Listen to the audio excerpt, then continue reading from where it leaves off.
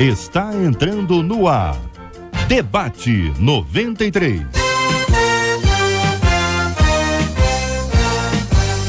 Realização 93 FM. Apresentação J.R. Vargas.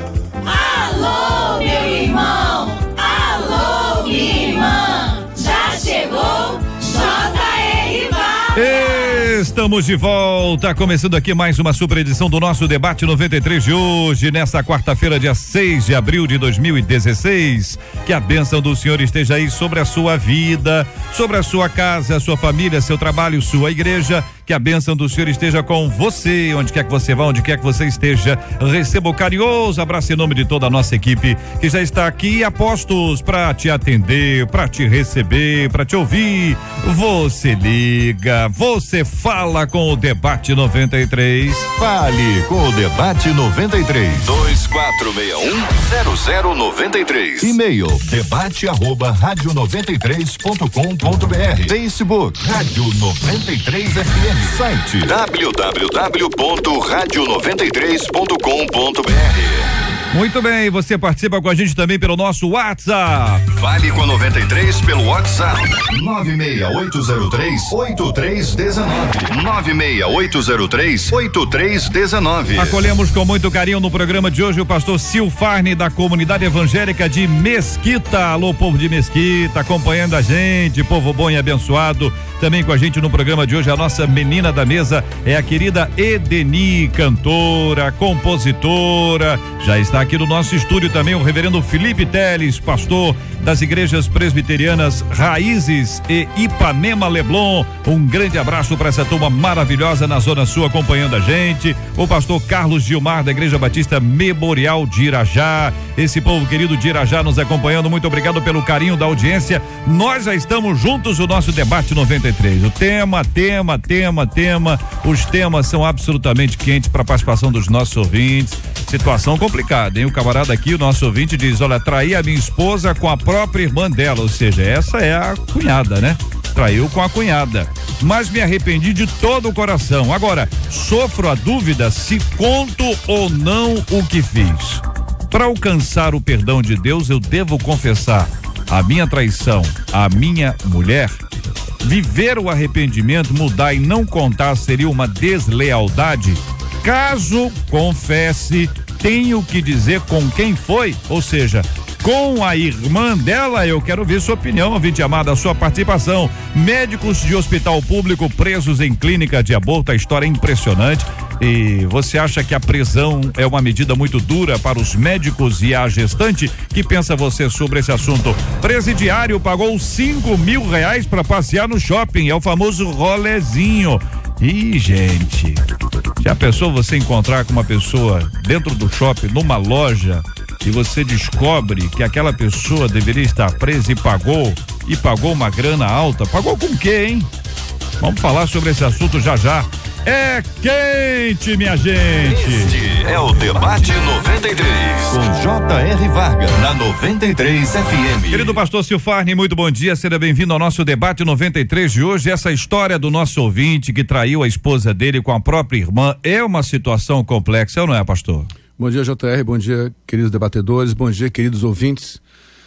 Complexo demais, é pena que isso exista, que aconteça no meio cristão, né? E infelizmente acontece de fato. Também é verdade que a palavra de Deus diz claramente que aquele que confessa o pecado e deixa alcança a misericórdia. Há um princípio claro do perdão ao pecado confessado, né? Na verdade, a gente crê que o perdão foi liberado na cruz, né? Antes mesmo que pecássemos. O arrependimento seria como que uma conexão com o perdão já liberado, esse apropriado perdão. Agora, a questão de trazer a luz, levando para a esposa ou não, primeiro 1 João 7 diz que se andarmos na luz como ele na luz está, temos comunhão uns com os outros e o sangue nos purifica de todo pecado. Dá a entender que é necessário trazer para a luz para resolver. Agora, perdão é liberado quando eu confesso a Deus. Já Tiago traz um outro vislumbre, em Tiago 5,16, né? Se confessarmos nossas culpas uns aos outros e orarmos uns pelos outros, seremos curados. Me parece que há dois processos aí, não sei o que os pastores pensam. A confissão, ela evidentemente já se apropria do perdão que é liberado na cruz. Eu creio que todo perdão foi liberado na cruz. A confissão é uma apropriação desse perdão. Agora, a confissão a outro irmão faz parte de um processo terapêutico de cura. Agora, fechando a minha fala, trazer a esposa, a história, é uma questão muito pessoal, porque cada um sabe as consequências que isso vai trazer. Pastor Carlos Gilmar, queremos ouvir também a sua opinião sobre esse assunto. Bom dia, bem-vindo, meu irmão. Bom dia, é um prazer estar aqui com esse pessoal abençoado. Prazer os pastores aqui, os ouvintes. JR, é uma situação dificílima, né? Realmente, como o pastor Silfarne acabou de falar, 1 João capítulo 1, verso 9 vai dizer isso: se confessarmos os nossos pecados, ele é fiel e justo para nos perdoar os pecados e nos purificar de toda a injustiça. Então, se ele confessou, né, ele adquiriu realmente o perdão, porque o texto bíblico aqui diz que ao confessar, a gente recebe o perdão de Deus. Agora, a questão de contar para a esposa é pessoal, mas existem as consequências, né? 1 Coríntios 10, 12 vai falar, olha, aquele que está de pé, cuide-se para que não caia. Gálatas capítulo 6, 7 vai falar que aquilo que você semear, você também ceifará. 1 Tessalonicenses 5, 22 fala que nós devemos nos abster do pecado. Então, há uma consequência. É muito pessoal, eu acho que deve confessar, é uma consequência. Eu queria falar um pouquinho, rapidamente, da experiência que eu tenho nesse caso, que aquele que confessou para o cônjuge está vivendo bem. E o que não confessou está vivendo de uma maneira arrastada. Essa é a experiência pastoral que eu tenho pra Ouvinte contar. trazendo seus posicionamentos aqui também no nosso Facebook da 93 FM. Você vai encontrar a foto dos nossos debatedores e ali naquele post você pode trazer sua opinião, como é o caso do Paulo dizendo: confessar não é sinal de verdadeiro arrependimento. Não trair mais, aí sim é um sinal de verdadeiro arrependimento, é a opinião dele. Outro ouvinte dizendo: particularmente eu não perdoo, quem trai uma vez trai para sempre. Com certeza, diz outro ouvinte, temos que confessar, pois só assim conseguiremos ser livres da acusação. No nosso WhatsApp aqui, querida Edeni, um ouvinte diz: meu esposo me traiu e confessou. Doeu muito, mas foi a decisão correta. Agora, não sei se fosse a minha irmã, se eu perdoaria. Acrescenta aqui a nossa querida ouvinte. Bom dia, bem-vinda, Edeni. Bom dia, JR, bom dia aos meus companheiros de debate, bom dia à nossa audiência, que é mais do que qualificada, selo 93. É muito mais complicado porque existe o relacionamento marido-mulher e com certeza com a confissão existe o relacionamento irmã. A gente não sabe qual o tipo de proximidade, mas isso não importa, é irmã, o sangue grita, o sangue fala numa hora dessa. Aqui o versículo citado pelo pastor Silfarne, que foi Provérbios, o capítulo 28 e o versículo 13, que diz: o que encobre as suas transgressões nunca prosperará, mas os que as confessa e deixa alcançará a misericórdia. Eu não vejo no sentido apenas de Deus, não, porque Provérbios capítulo 10 e o versículo 9, ele diz que quem anda em sinceridade anda seguro. Então eu acho que para você ter segurança, para ele ter segurança daqui para frente, porque o perdão de Deus a gente tem com a confissão. Mas e a nossa consciência? É preciso que a boca confesse para que o mundo espiritual, para que o próprio diabo não o acuse mais. Se vai ser sincero, se não vai ser, aí já é complexo demais, não é o caminho que a gente quer trilhar nessa manhã. Eu acho que a confissão, porque eu acho que é necessário ele dar o direito da mulher dele saber. Desculpa, né? Eu vou ser bem incisiva, como eu gosto até de ser. Não foi homem pra fazer? Seja homem pra admitir. E contar com quem foi. Ouvinte, reverendo Felipe, dizendo o seguinte: olha, vi o tema do debate, eu estou vivendo justamente isso quanto um ouvinte. Há exatos 7 dias, uma semana, meu marido chegou e falou que tinha ficado com a esposa do meu irmão, ou seja, a concunhada dele e cunhada dela. Foi muito difícil, mas eu decidi perdoar. Falo para esse homem o seguinte: confessa, mesmo que ela não perdoe, ele vai viver com a consciência tranquila e sem essa culpa. E ela termina dizendo: estou aqui agora com meu esposo ouvindo o debate. JR, acho que o conselho é mais do que sábio. Todos os nossos debatedores aqui já falaram, explicaram várias vezes a questão do perdão de Deus. Acho que a gente já, graças a Deus, passou por essa questão. O perdão vem de Deus, a graça vem de Deus, a restauração vem de Deus. Mas realmente é complicado alguém conseguir restaurar o casamento, continuar vivendo em harmonia dentro de casa com esse pecado escondido. Até porque, JR, uma hora ou outra, ele vai ter que quebrar um dos mandamentos de não dar falso testemunho. Porque indiretamente ou diretamente, essa questão vai surgir ao longo da vida. Poxa, amor, eu te amo, você é fiel a mim, eu sou fiel a você. Às vezes de uma maneira direta, às vezes de uma maneira indireta, de uma maneira mais romântica, de uma maneira mais não. Ele, uma hora, se ele quiser manter esse pecado à escondida, JR, ele vai ter que mentir. E a gente não pode ser a favor disso. Então, acho que essa é uma das razões principais, além da que os nossos queridos irmãos aqui já citaram, pela qual a gente deve confessar isso para o cônjuge, de fato. Senão, esse casamento acaba não indo prosperar. E não ter medo, infelizmente, das consequências. Porque, às vezes, a gente tem o dilema se vem, se eu confessar, ela vai permanecer comigo. Ou se eu não confessar, talvez eu tenha uma chance de que ela permaneça comigo. Eu acho que, óbvio que essa consequência é importante, mas não é ela quem vai ditar se o princípio da confissão deve ser exercido ou não. Deixando ele ou não, ele precisa falar a verdade para aquele a quem ela prometeu o amor eterno. E ainda tem o ponto disso se tornar conhecido, vir à tona de uma forma e ela disser, olha, poxa, se você tivesse me falado, exatamente, a gente teria resolvido. E a pessoa, quando ela confessa para o cônjuge, no caso, ela vai se sentir melhor. As consequências, elas virão. É aquilo que eu falei, Gálatas 6:7, o que você plantar vai colher. Então aguenta as consequências, porque pela experiência que eu tenho de casos semelhantes, a pessoa que confessou, ela está muito bem, e a que não confessou não está bem. A verdade é, assim, entendeu? Vive uma aparência, vamos dizer assim. Perdão. Para deixar claro, assim, acho que todos nós concordamos aqui na mesa que o princípio bíblico, claro, é esse. É necessário confessar a quem você ofendeu, a quem você feriu. Como o pastor Felipe disse, o reverendo falou, é verdade. Como é que eu vou viver dentro de um casamento com mentira, né? É uma mentira, eu vou ter que ficar mentindo o tempo inteiro contra isso. E quebra o conceito de aliança no casamento, sem dúvida alguma. O que é claro é o seguinte, o conceito bíblico é confessar. O que nós estamos colocando aqui, apenas para sermos honestos. Essa confissão traz muitas consequências. E a não confissão também traz. A não confissão traz a consequência que o pastor Felipe falou, de você ter que mentir. A não confissão traz o peso da culpa, traz o risco, como o JR colocou, que sempre tem alguém próximo que sabe, e se a pessoa que foi traída sai pela boca de outra pessoa, a dor é muito maior. Então, pesando tudo, meu conselho como pastor, não pode se eximir do conselho, é que você confesse, mesmo sabendo que há consequências. Eu acho que é o elefante dentro da sala, como o pessoal explica. É um assunto tão pesado, tão grande, que nem que ele quisesse, ele vai conseguir, a não ser que a consciência seja muito, infelizmente, muito cauterizada, você vai conseguir passar 5, 10, 20 anos com aquele monstro dentro da sua sala, né? É uma expressão, né? De que aquele problemão o tempo inteiro diante de você e você simplesmente empurrando como se aquilo não existisse. O ouvinte faz um alerta aqui sobre uma outra perspectiva. Ela diz o seguinte, olha, para a esposa são 2 traições.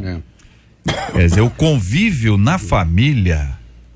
e aí, talvez a ponderação dela, ainda que não tenha sido o objetivo, ela aponta para o outro lado. Quer dizer, continua, não fala nada, ok? Confessa e diz, olha, aconteceu, não vou dizer para você com quem foi, você não conhece, mente. Tô dando um exemplo aqui. Aí o cara faz isso, aí depois se descobre que é com a irmã dela, complicou, mais ainda. Se ele chega agora e fala, e diz que foi com a irmã, você tem as consequências que envolvem a mãe dessa irmã, que por acaso é a sogra dele.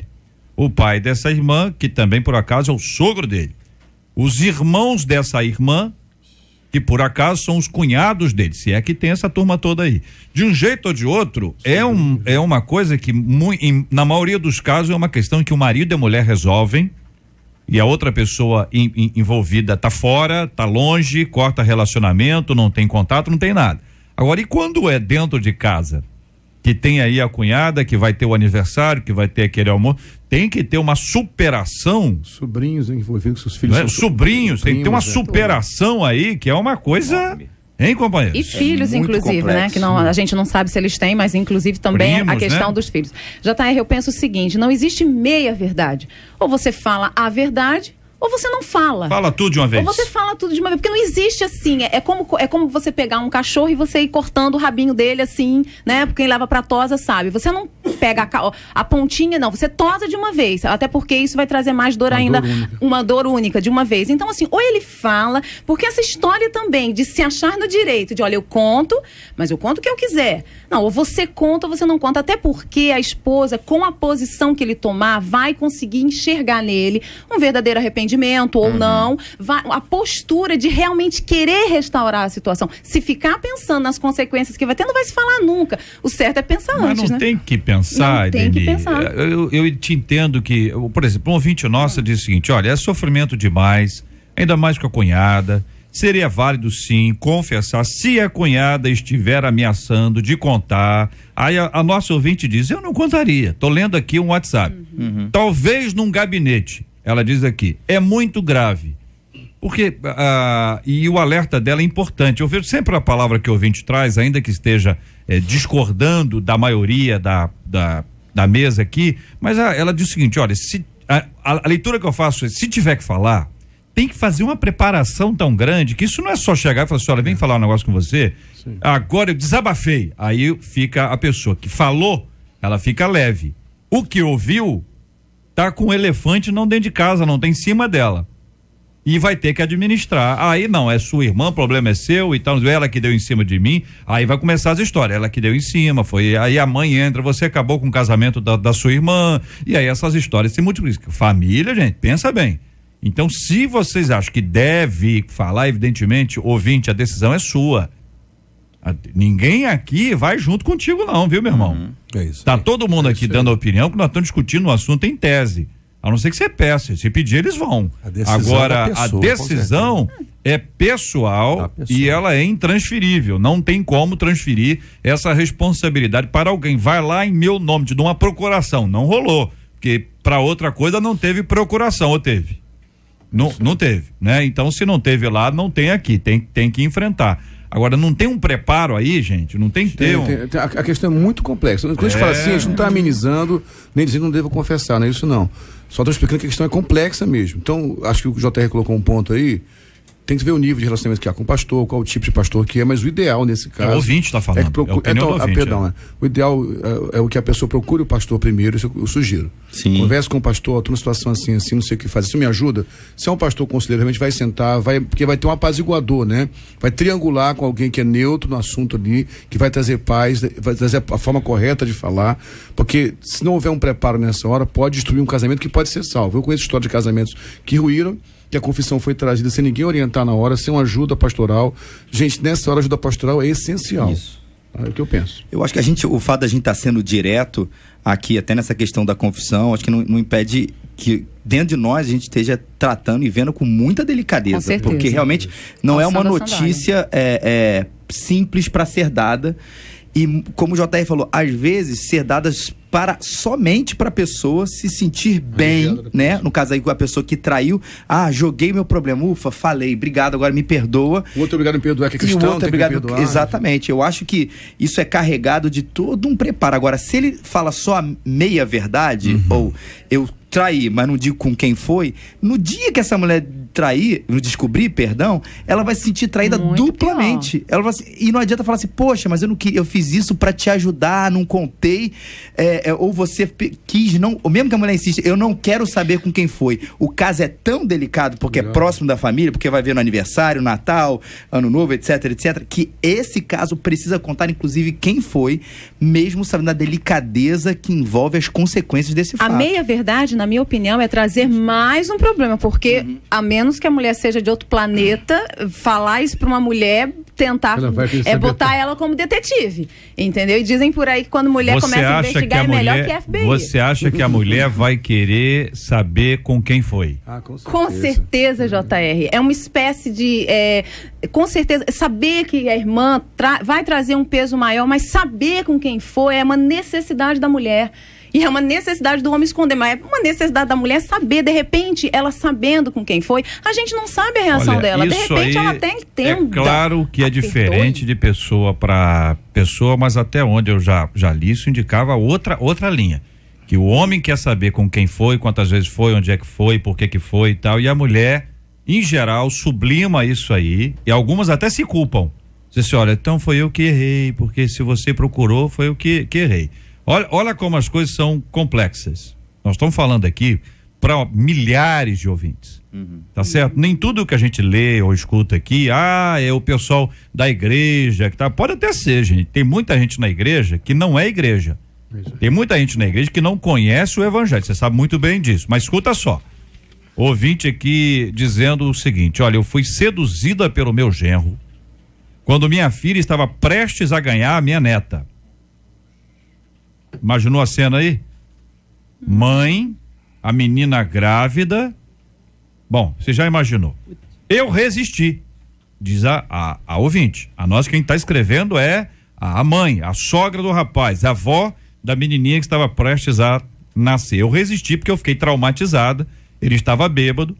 Agora, quando a minha filha descobriu coisas dele, ou seja, outras ações dele, a minha filha me perguntou.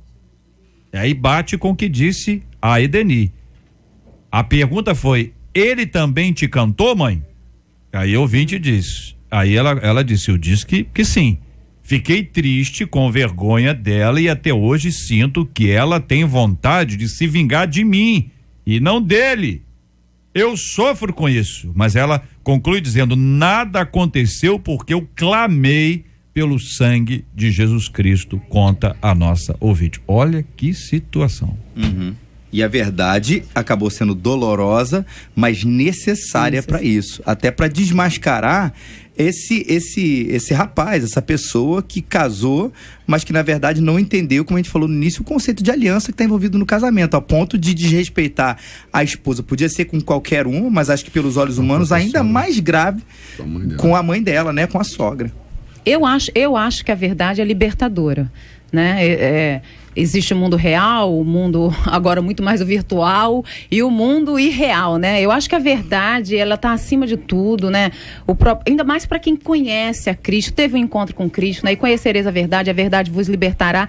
E não necessariamente falando de Cristo, mas a verdade que você coloca dia a dia na sua vida, que você coloca em prática. É óbvio que, como o reverendo Felipe falou aqui, nós não estamos falando, nos eximindo de entender a gravidade dessa situação. Eu iria, inclusive, começar a minha fala dizendo: JR, eu tô feliz de estar aqui com vocês, mas é o tipo de situação que eu não gostaria de ler. A gente não gosta de ler esse tipo de, né? Eu até comentei aqui antes de entrar. É uma dura realidade, tema, né, Dani? Existe e acontece muito mais do que a gente imagina. Ouvinte dizendo: JR, eu traí meu esposo, me arrependi muito, conversei com o pastor, ele me aconselhou a contar, então eu fui, orei, pedi ajuda a Deus e contei pro meu esposo. Eu confesso que eu pensei que ele fosse me matar, mas eu confiei em Deus, pois quando nós obedecemos a Deus, certamente teremos vitória. Foi difícil, confesso, mas foi melhor contar. Logo depois de uma semana, meu marido também me confessou que tinha me traído há alguns anos, e isso me trouxe muito sofrimento. Ele também ficou arrasado, mas depois dessa confissão, meu casamento melhorou 100%. Acho que tem que contar, mas antes tem que orar, pedir a Deus a melhor maneira de confessar. Veja que houve aqui o contato com o líder espiritual, houve uma preparação espiritual, a pessoa não saiu dali, foi direto lá no trabalho do marido, contar a história, né? Orou, preparou espiritualmente. Você imagina, deve ter orado, jejuado, lido a Bíblia para saber a melhor forma, deve ter escolhido uma boa hora para poder falar com ele, porque tudo isso aqui complica, tanto para o homem quanto para a mulher. O importante disso tudo é que ela quis, né, confessar e procurou o líder espiritual, o pastor, para ajudá-la. Agora, existem situações também que o indivíduo conta, mas não quer confessar. Ele conta, ouve o conselho. Conta, mas não conta. Conta, mas não conta. Né? Ouve o conselho, mas ele mesmo não quer confessar. Aí é complicado, porque nessa situação, o que é que o pastor vai fazer? É fora o íntimo, né? A eleição da pessoa. É fora o íntimo, né? Então ele não pode fazer nada. Eu só acho, a não ser orar. Perdão, em cima do que a Ideni falou, a questão da liberdade ser libertadora, né? A verdade, por mais dura que seja, dá o direito ao outro, inclusive desistir do casamento. É um direito que a pessoa tem. Eu não quero mais ficar casado. É questão de integridade. Você não tem que obrigar outra pessoa. Já que eu contei e me arrependi, você tem que me aceitar. Porque perdão e reconciliação são questões distintas. O perdão é unilateral e a reconciliação é bilateral. Você pode perdoar o outro e não querer reconciliar mais com ele, não caminhar junto mais como casal. É o direito da pessoa. Ouvinte dizendo, olha, sobre esse assunto eu tenho que dizer o seguinte, é que eu sou convertido há 10 anos e traí a minha esposa. E quando nós fomos salvos pelo sangue de Jesus, eu tive que contar tudo o que fiz e assumir, até porque eu conheci Jesus e não consegui ficar com isso dentro de mim. Ela ficou muito triste, mas pela misericórdia de Deus, ela me perdoou. Hoje estamos juntos há 23 anos e não ficou por aí. Na igreja, o Senhor nos colocou para trabalhar no Ministério de Família, justamente com casais. Ele dá o nome dela, ao final ele diz, fulana, eu te amo, querido, para preservar você e ela. Você depois diz que você mandou a mensagem, e eu estou dizendo aqui sem dizer o nome dela. O fato é que este assunto ele está na pauta do nosso dia a dia, muita gente vivendo essa circunstância. Vocês se referiram algumas vezes à verdade, a Bíblia diz que conhecer a verdade nos liberta. Veja que há uma unanimidade aqui no sentido de procurar a verdade em todo o tempo. E me parece que houve também um consenso de que a presença de um líder espiritual, de uma pessoa para poder ajudar na condução, um tempo de oração e de preparação espiritual, vai te ajudar a trazer a verdade com a franqueza e a transparência que nós todos precisamos. É isso, gente? É isso. Não é fácil, mas é uma realidade que aí está, e eu quero agradecer a palavra dos companheiros aqui. Falar isso no rádio, minha gente, não é fácil, mas eles estão trazendo isso à tona. Fale com o Debate 93. 2461-0093. E-mail debate@radio93.com.br. Facebook Rádio 93 FM. Site www.radio93.com.br. Fale com a 93 pelo WhatsApp 96803-8319. 96803-8319. Você ouve Debate 93 com J.R. Vargas. Médicos de hospital público presos em clínica de abortos. Médicos Antônio José Farias de Andrade, ginecologista, e Juvenal Siqueira Azevedo Filho, anestesista, foram presos em flagrante nesta terça-feira por realizarem aborto numa clínica de aborto clandestino na rua Siqueira Campos, em Copacabana, zona sul do Rio de Janeiro. Antônio José é ginecologista no Hospital Municipal Miguel Couto, no Leblon, também zona sul, e Juvenal é assessor parlamentar do vereador Dr. João Ricardo, desde agosto de 2015, quando largou a função no mesmo hospital público. Os dois médicos vão responder pelo crime de aborto com consentimento da gestante, cuja pena é de até 4 anos. Já a paciente responderá pelo crime de aborto consentido, que tem pena máxima de 3 anos. Na sua opinião, o aborto é um crime? A prisão é uma medida muito dura para os médicos e a gestante? Você é a favor da legalização do crime? A pergunta se na sua opinião é um crime, não é se a lei diz que é um crime. A lei diz que é crime, tá? Por isso eles estão presos, né? Por isso, apesar de terem pago fiança, eles estão presos, não resta dúvida. Mas na sua perspectiva, na perspectiva dos nossos ouvintes, então a prisão é uma medida muito dura para os médicos e a gestante? Você é a favor da legalização do aborto? Eu vou começar ouvindo os companheiros aqui, os nossos debatedores de hoje. Eu acho que a prisão ela não é dura não, porque houve aí um assassinato e também não obedeceram à lei, né? Existe uma lei existem leis que regem o país, né? E o aborto é crime. Agora, claro, eu não vou entrar aqui no mérito em que circunstância foi feito o aborto e por quê. Isso. Mas a princípio eu acho que deve ser preso sim, é assassinato. Eu acho que a gente, no Brasil, e isso é quase que um senso comum quando a gente discute questão de legislação, é que a gente é muito leve, inclusive.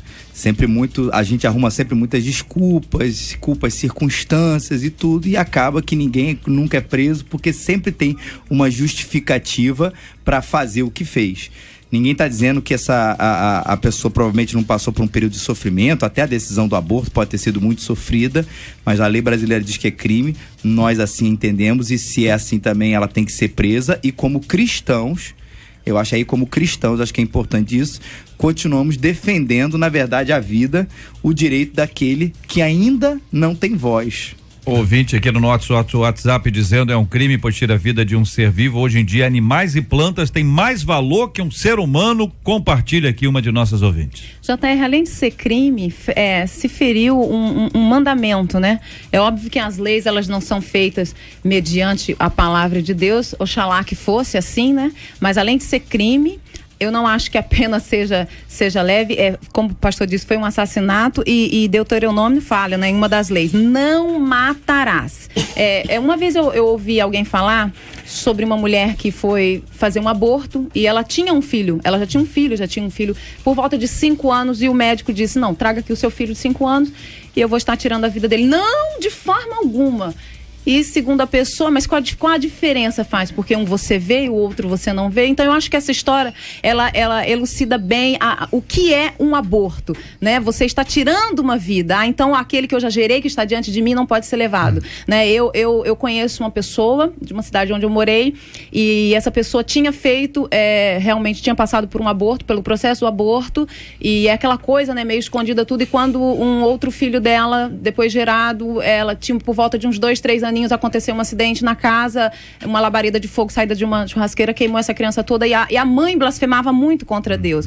Nós não, é muito pesado falar, olha, Deus está castigando, mas interessante, né? Não se sentiu pela vida do filho que foi tirado, mas da vida daquele filho que quase viu-se ir embora. Então é assassinato, fere o mandamento, fere a palavra de Deus, e eu não acho que a pena seja leve, não. E assim, é uma questão também complexa, evidentemente, tenta-se dar ao aborto uma questão de saúde pública, né?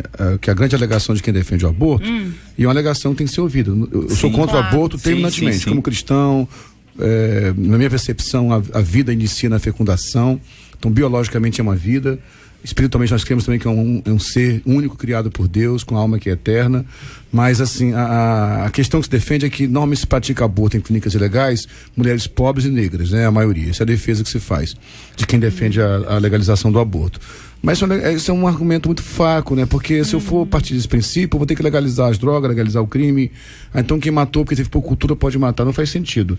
Assim, é uma vida humana que está lá dentro. E o pior, é uma vida humana no ambiente mais protegido do universo, que é o útero materno, que é violentamente assassinado. Esses dias, rapidamente, eu conversei com a menina que aprovava o aborto, eu fui falando para detalhes. Como é que é feito o aborto? Mas como é que você acha que é, então? É como, por favor, dá pra sair do ventre pra criança? Ela é triturada, ela é torturada no ventre, no ambiente mais seguro. Aí vem a última palavra, perdão. Sim. Mas acontece que até 3 meses de idade o sistema nervoso central não está formado. Mas o sistema límbico está formado. A criança já tem dores emocionais. Antes do sistema nervoso central ser formado, a primeira coisa formada no nosso cérebro é a amígdala cerebral, onde vem hipófise. Então, o sistema límbico está formado, a criança já sente emoção. Ela sofre, há sofrimento. Não é um bichinho, é um ser humano que está ali dentro. E esse discurso, pastor, que muitas vezes as pessoas dizem, a questão de que são uma questão de saúde pública, porque se dizem, né, vamos legalizar o aborto para que outras mulheres não morram nessas clínicas clandestinas. Então, vamos justificar uma morte com outra. E outra coisa, então, olha quantas pessoas morrem anualmente por acidente de carro, por exemplo. Temos uma ótima solução para isso também. Vamos acabar com os carros. Porque se acabar com os carros amanhã, acaba com todas essas mortes que acontecem diariamente nas ruas do nosso país. Alguém vai ser a favor disso? Claro que não. É questão da gordura, do tipo de alimentação. A gente sabe que às vezes é um lado meio hipócrita de selecionar uma saúde pública por ou dar uma desculpa politicamente correta para esse tipo de caso, no caso do aborto, quando se esquece que se mata por outras questões aí e que ninguém tá aí defendendo tirar carro de rua e evitar que alimentos gordurosos sejam comercializados. Então, desculpa, não dá para um problema com o outro. Ouvinte dizendo, JR, eu sei que é crime, mas quando eu tinha 14 anos, diz ela aqui, minha mãe me obrigou a fazer o aborto. Hoje, isso já tem 27 anos, olha, quase 30 anos, e carrego essa culpa até hoje. Também. Veja, a menina foi obrigada pela mãe. Ela tem quase 27 anos, ela se sente culpada, ela diz, eu não conhecia o senhor naquela época. Então, veja como é complicado emocionalmente para quem faz. Às vezes quem põe pilha é a mãe, por uma questão de visibilidade na sociedade, ou o pai. Às vezes é o pai da criança que não quer assumir, às vezes é um familiar do pai da criança, olha, melhor resolver isso desse jeito aí, deixa que eu faço, eu reconheço uma pessoa, tem um amigo meu que faz, aqui o ouvinte dizendo aqui, essa mesma ouvinte, dizendo que quem pagou foi ele quem, filha? Foi o pai da criança, o seu pai ou a sua mãe? Conta aqui para eu poder, o pai da criança, né? Então, o pai da criança aqui, mais um exemplo dessa linha, foi que falar e bancou. Entendeu? E agora, isso tem 27 anos e a dor continua. Ouvinte, você tá com ele, com esse pai da criança, você continuou casada com ele ou não? Ou isso acabou? Tá escrevendo. E aí nós vamos ter aqui, não, aí, ele ainda fez a criança, obrigou o aborto e vazou. Partiu. Eu acho que o crime tem que alcançar esse cara também, né? A criminalização tem que alcançar o cara que era o marido da esposa e apoiou o aborto. Muitas vezes só quem é criminalizado é a mulher, acho só isso que é uma pequena falha. Ontem foi exatamente isso. Quem foi preso foi o médico aí, o ginecologista, foi preso o anestesista, a gestante e a outra que estava lá fora esperando vai ser a testemunha. Entendeu? Eu digo o pai da criança. Eu entendi, porque, a não ser que ele diga, foi contrário. Conivente, né? Porque fica um peso muito grande sobre as mulheres, como se os homens não tivessem nada a ver com isso. Ele autorizou, ele poderia ter evitado, né? Porque não é só ela que é mãe, ele também é pai.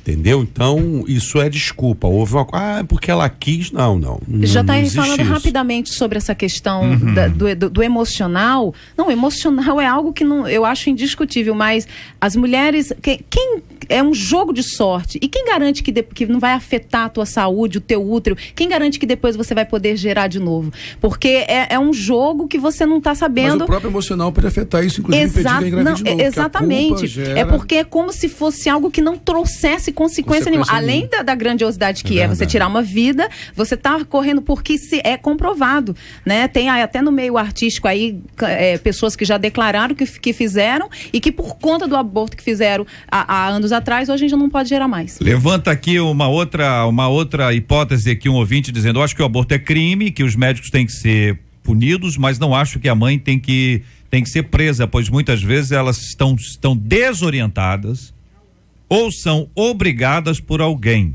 Elas estão desesperadas e não sabem o que fazer e o aborto nessa perspectiva acaba sendo uma alternativa. Ele não concorda, tá? Deixa claro. Ele está dizendo o seguinte, que a mãe pode estar desorientada, pode estar sendo manipulada por alguém e tal, mas a responsabilidade é da mãe, não tem jeito, né, pastor Carlos? É verdade.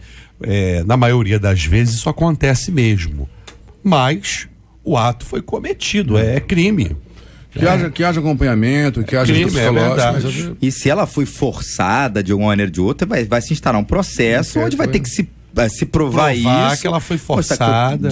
Enfim, e aí as consequências são outras. Essa onda do feminismo, muitas vezes dizendo que a mulher é dona do seu corpo, quem tem que resolver isso é quem é dona do seu corpo, não é isso? Não é isso?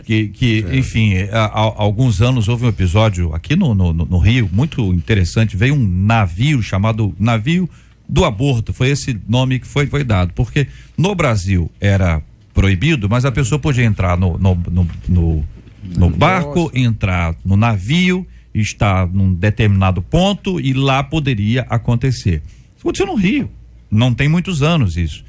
Então é uma história que muitas mulheres acreditam o seguinte: não, isso é minha responsabilidade, ninguém tem nada com isso. E existem vários projetos de lei nesta direção na Câmara, muitos projetos, e existe uma campanha fortíssima pró-aborto.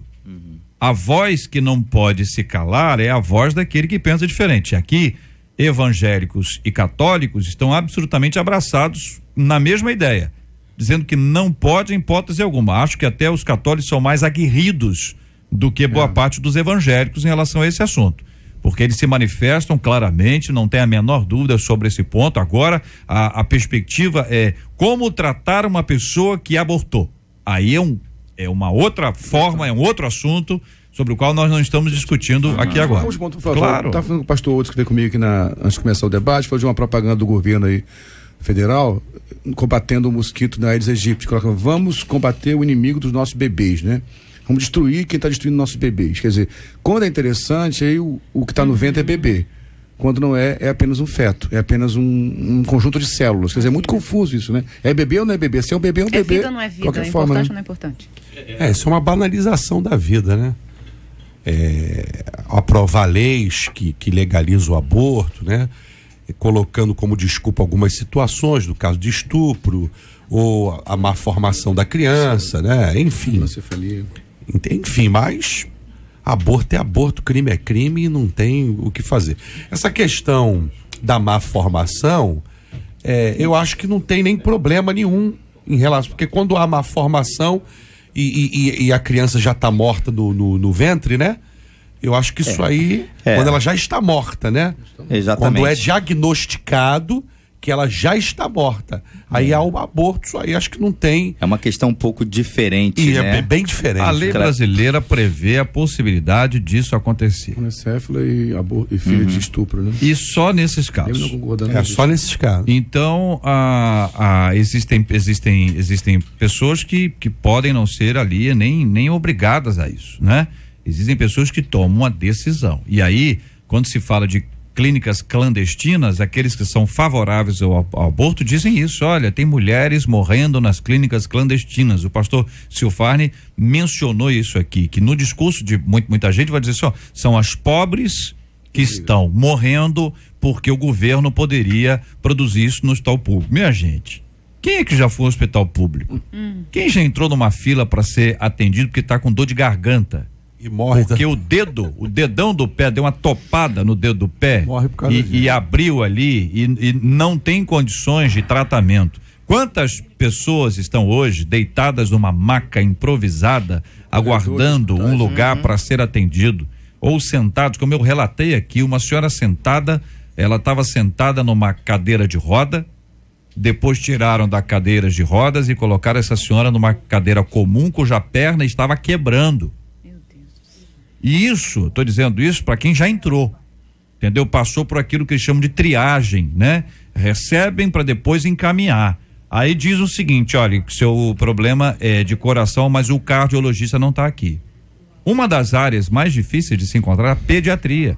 Sim. Que muitos hospitais não têm pediatria, não tem o médico pediatra para poder fazer o atendimento. Ou seja, a situação é tão difícil, ela é tão complexa, ela leva todo mundo para pensar, para analisar, para repensar a temática que está aí. Ou seja, já identificamos aqui que é crime, não tenha dúvida sobre esse assunto.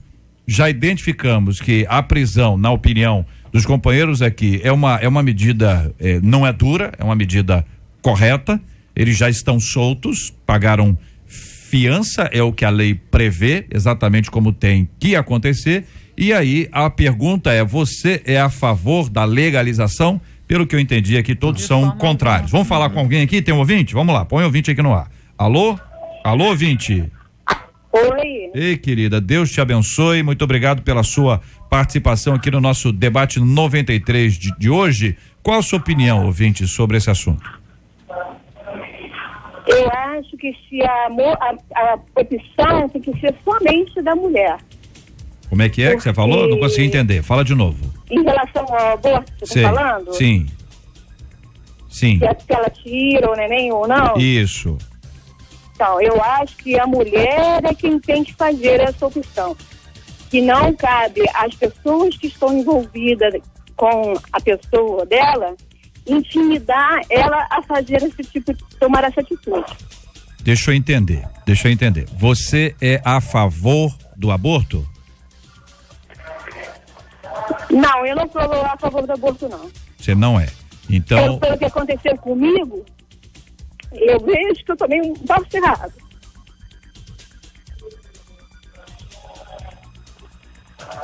Alô? Eu tô te ouvindo. Pode continuar Tá falando. me ouvindo? Tô te Pode ouvindo. continuar a falar? Pode. Então, eu namorava um rapaz, muitos anos, e aconteceu de eu ficar grávida. Ele conversou comigo pedindo que eu tirasse, que eu não tivesse que casar, forçando a relação. Se eu amasse, que eu fizesse isso, que após então nós casaríamos conforme eu queria, conforme minha família queria. E assim eu fiz, para que meus pais não ficassem magoados comigo, que ele também não ficasse forçado, porque ele falou: se você me ama, vamos fazer isso. Eu acreditei nele, fiz, e depois ficamos noivo e ele começou a me tratar com indiferença, a não querer assumir compromisso, e logo após esse noivado ele terminou, não falou com meus pais. E eu fiquei anos da minha vida numa depressão por ter feito isso. Ouvinte, isso tem quantos anos? Eu hoje tenho 55 anos. Isso aconteceu quando eu tinha 20 anos. 20 anos. Então isso tem 25 anos. É como se tivesse 35 anos. É como se tivesse sido ontem, né? A descrição que você faz, a sua emoção. E o nosso ouvinte está atento, acompanhando exatamente esse instante. Eu quero trazer a você uma palavra de carinho, porque fica evidente que você se arrependeu. Agora ficou clara a sua opinião. Ninguém pode te forçar a nada. É uma decisão da mulher, e a decisão da mulher é não abortar. Porque é isto que eu ouço da sua palavra ao relembrar esse episódio, com tristeza, com sofrimento e com amargura no coração. Eu aconselho essas moças todas a não ter essa opção, porque é uma coisa que fica marcado na gente e atrapalha toda a nossa vida. Nunca mais a gente esquece. Nós vamos orar daqui a pouquinho, como a gente tem feito todos os dias, né?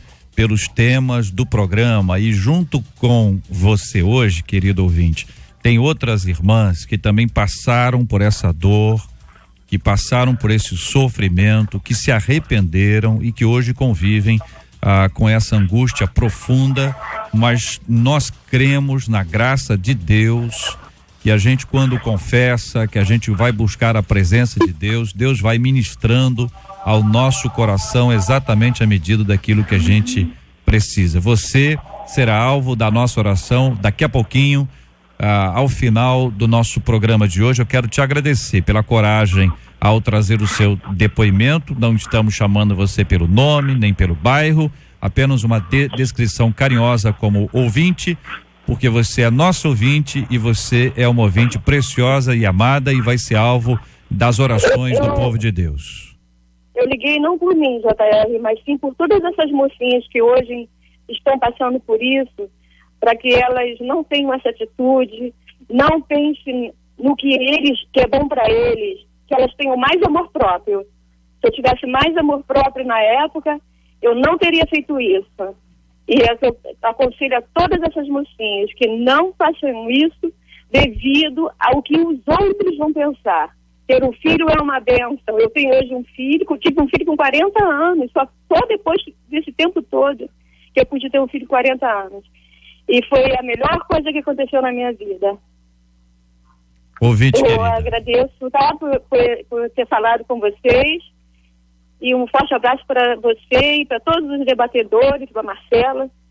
Foi ótimo, tá? Nós é que agradecemos a você e a palavra que você trouxe, como você mesma disse, a todas essas meninas que eventualmente hoje nos acompanhando estão propensas a agir dessa forma, e você foi usada de maneira muito especial para brecar isso, a fim de que coisas como essas não aconteçam e que essas meninas possam repensar. Que assim seja. Querido ouvinte, que Deus esteja no controle disso. muito obrigado pela sua participação, que Deus te abençoe, dá um beijo aí no seu filhão, que Deus te abençoe cada vez mais.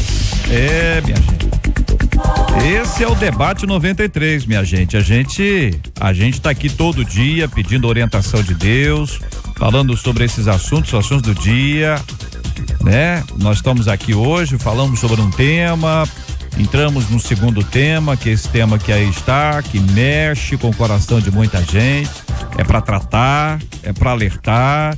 Ficou um grande alerta aqui a milhares de pessoas que estão nos acompanhando, envolvidas num processo como esse. Eu quero agradecer mais uma vez a essa nossa ouvinte, ao nosso Deus, pelo privilégio de estar com você no Debate 93. Estamos juntos no Debate 93. Agora o presidiário pagou R$5.000 para passear no shopping, minha gente. O Ministério Público Estadual e o Tribunal de Justiça do Rio abriram procedimentos administrativos para apurar a participação de 4 agentes do Serviço de Operações Especiais da Secretaria de Administração Penitenciária no rolezinho, é esse termo que foi dado, no rolezinho, shopping da Zona Norte, do preso Valdemar Ferreira Bastos Neto, no dia 2 de fevereiro, que resultou em sua fuga. Segundo o inquérito, um dos investigados teria oferecido a Valdemar, que cumpria pena no complexo de Bangu, deixar a cadeia para passear num shopping e visitar a família. O valor do rolezinho foi estipulado em R$5.000. Ele foi levado ao Norte Shopping, onde teria feito compras, e depois das compras ele fugiu quando foi levado para visitar parentes na mesma região. 2 semanas depois, ele foi recapturado. Os 4 agentes respondem a processo administrativo disciplinar e podem ser exonerados. Você se sente inseguro quando descobre que quem deveria vigiar libera para dar um rolê? Na sua opinião, a propina acontece porque os salários são baixos ou é uma questão de caráter? Neste caso, quem é pior, hein? Os agentes ou o presidiário? E aí? JR, eu não sei nem por onde eu começo. Eu me sinto insegura. Eu me sinto segura por viver num país onde as leis existem para ficarem no papel. Né? É o país da propina, é o país da fiança, né? Como se ouve falar de fiança, alguém mata, paga fiança e sai, alguém atropela, paga fiança e sai. Então eu me sinto segura pelo simples fato de viver num país onde infelizmente as leis não são cumpridas. Na realidade, a gente vive à mercê da bondade, da misericórdia de Deus, porque agora, respondendo a pergunta aqui, quem é pior? Assim, a Bíblia diz que quem é muito é dado, muito será cobrado. É óbvio que eu não vou isentar aqui o preso da culpa, mas quem é que tinha que ditar a lei? Quem é que tinha que impor, né, a lei? Então, automaticamente, os agentes. E eu acho, JR, que é uma questão, acima de tudo, uma questão de caráter. Com certeza. Porque sempre em função dos baixos salários, em função de 1000 outras coisas, vai se dando desculpa para legitimar a maldade. Então tadinho, né? Ele tem um salário baixo, o que realmente provavelmente tem, da qual a gente lamenta profundamente. Mas se isso virar desculpa e a maioria da população brasileira esmagadora vive com baixo salário, a gente vai viver num caos. Exatamente. E o que a gente percebe é que, graças a Deus, existe gente que vive com baixo salário, gente que vive numa situação precária, mas que tem caráter e por isso não age como, infelizmente, esses agentes penitenciários agiram. Infelizmente, isso aí é uma maldição cultural, né? Vou dizer assim, sem isentar os culpados aí, uma maldição cultural. Isso vem lá de trás e é algo que nós, como igreja, estamos tentando aí, todos nós, né, orando para que essa maldição cultural do mal seja quebrada em nome de Jesus. Porque vem passando de geração para geração. É aquela cultura, eu tenho que me dar bem, eu sou coitadinho, eu sou desfavorecido. A questão, não, eu sou desfavorecido, né? O outro tá favorecido, não, o meu caso é diferente. Então essa questão da pessoa, eu sou desfavorecido ou desfavorecido, ou por questões de salário, ou porque não tem acesso a alguma coisa, né?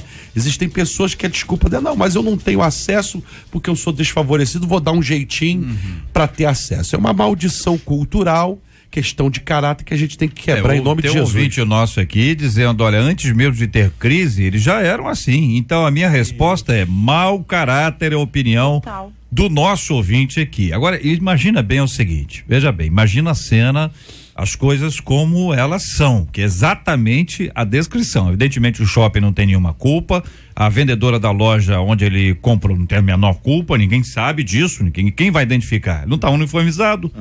Estava uniformizado? O sujeito estava uniformizado? Não estava uniformizado. Tinha aquele negócio como é que chama aquele negócio que põe no pé agora? Tornozeleira? Não tinha. Algemado ele estava? Não estava.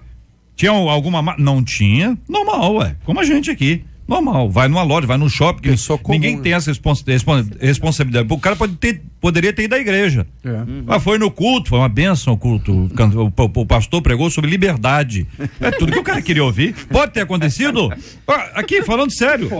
Pode ter acontecido. Como é que você vai dizer que não? Então, veja bem, a pessoa não tem uma identificação, a não ser que você saiba. Não, aquele cara ali deveria estar preso e está solto. Aí a lei já diz o que deve ser feito. Mas o que foi feito é que foi feito um programa para que esse rapaz, eu não sei quantos outros, fizessem exatamente isso aí. Né? No caso dele, ele, pinote. Esse é o termo. Pinote. Foi embora. Vazou. Não é? E aí a coisa veio à tona. Depois que ele foi preso, como é que descobriram isso? Alguém abriu a boca aí. Ele deve ter confessado, né? Não é isso? Saiu como, né? E aí você pensa o seguinte, será que isso é uma coisa instituída?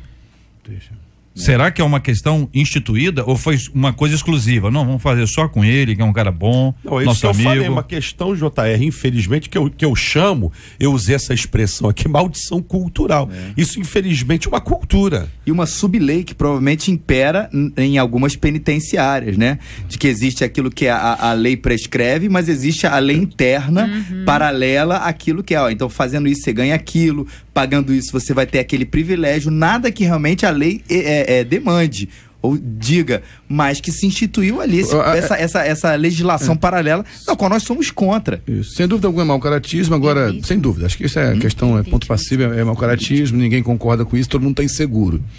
Agora, eu quero só ampliar um pouco a questão para realmente o que estamos fazendo com esses meninos aí, que saem das academias de polícia militar, com pouco preparo, salário baixíssimo. Esses garotos ganham mal, são mal preparados, não tem preparo psicológico. Muitos deles, eu conheço pessoas da Polícia Militar, converso, que passam o tempo todo de academia sem dar um tiro, dar uma vez só. Não estão acostumados, não sabem lidar com arma, não sabem lidar com poder, ganham mal e vão lidar com traficantes riquíssimos que oferecem a sua vida em risco. Justifica? Lógico que não, gente. É mau caratismo, é iniquidade. Agora, eu acho que a gente precisa acordar. O Brasil precisa acordar para valorizar mais seus policiais militares. Se não houver uma estrutura melhor para essa galera, você vai colocar na mão de lobos devoradores que vão saber articular com gente despreparada e mal remunerada. Justifica? Evidentemente não. Mas precisamos rever isso aí. O senhor tocou num ponto, pastor, que o preparo, ele é tão importante quanto o salário. Isso aí. Os soldos lá que eles vão receber. Quer dizer, o preparo emocional, o preparo psicológico, a varredura na vida desse indivíduo, para saber critério. Tudo o que aconteceu com ele antes. Não há critério, cara. Não é isso? E por quê? Porque tá difícil. Os policiais estão deixando a farda porque não suportam mais. Primeiro, salários muito baixos. Segundo, perigo constante. Os caras são alvos. Gente, você imagina mesmo que tem pessoas que passam do lado de um carro da polícia quando tá com a arma, se a pessoa do lado treme. Você imagina o que é você conviver com aquilo o tempo inteiro? Você ter que partir para o enfrentamento o tempo inteiro. Não é fácil para quem está neste posto, mas nada ameniza a circunstância que nós estamos analisando aqui. O que vocês disseram, que eu entendi, é que isso aqui, hipótese alguma, é justificado. Não é a mesma coisa, porque agente penitenciário é diferente, é uma outra área. Existem agentes penitenciários seríssimos, rigorosos ao extremo, pessoas seríssimas, honestas e que agora se sentem envergonhadas porque algumas pessoas fizeram assim. É o mesmo quando um pastor salafrário, sem vergonha, faz uma coisa errada, toda a pastorzada sofre. Por quê? Porque a pessoa foi lá e fez uma coisa errada. É verdade, aí acaba todo mundo pagando, né?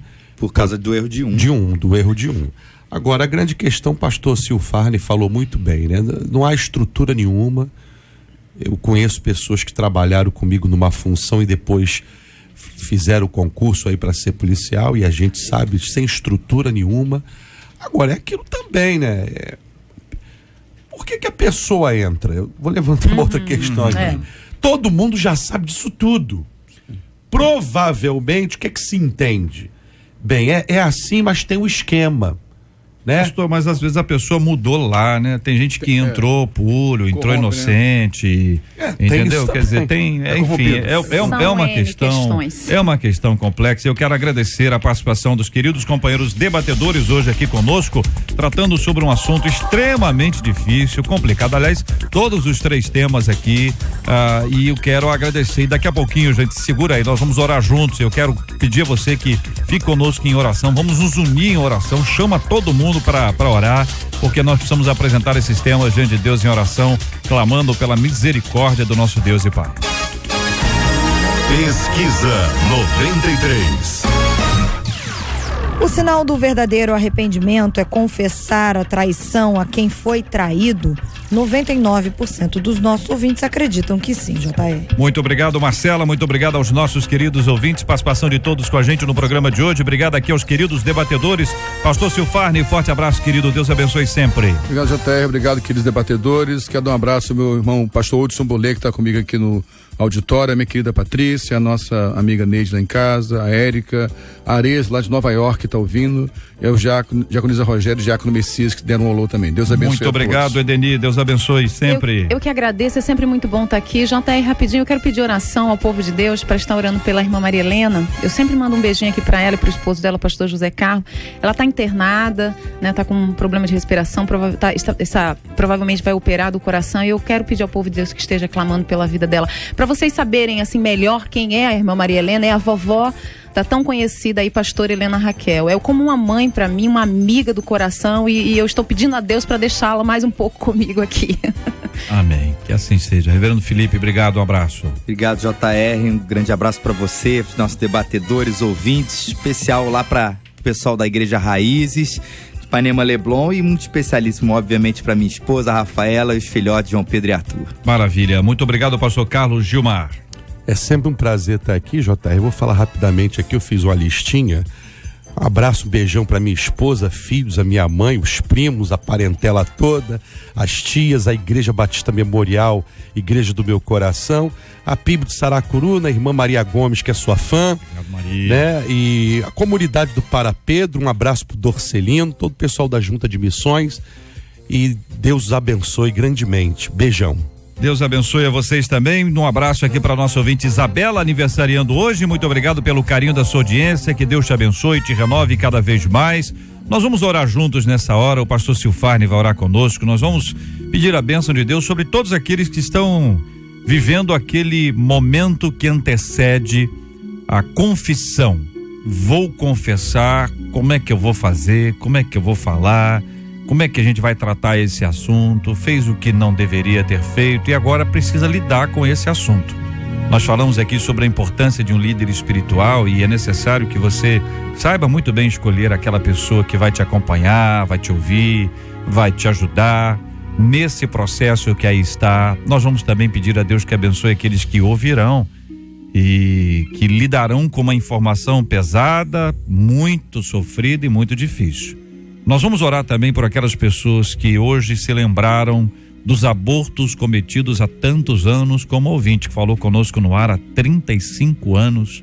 O aborto aconteceu, aquela outra que eu mencionei há 27 anos, tudo como se tivesse sido ontem.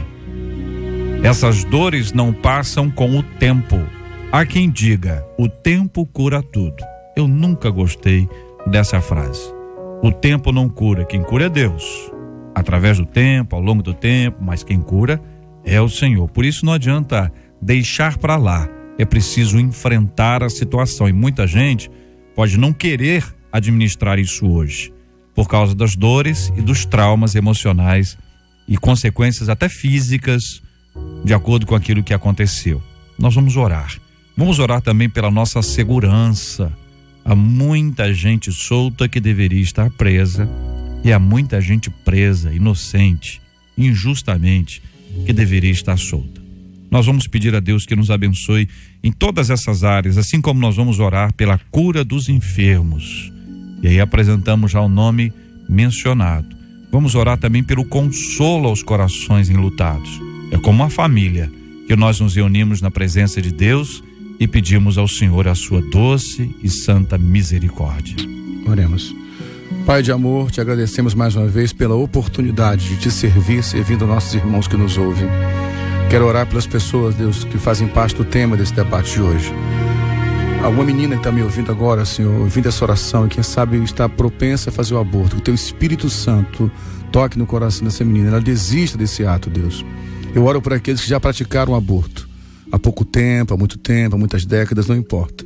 Mulheres que até hoje sofrem o peso da culpa, os traumas, a acusação de Satanás no coração dela, que ela tenha graça de Deus para receber o teu perdão e recomeçar a sua história.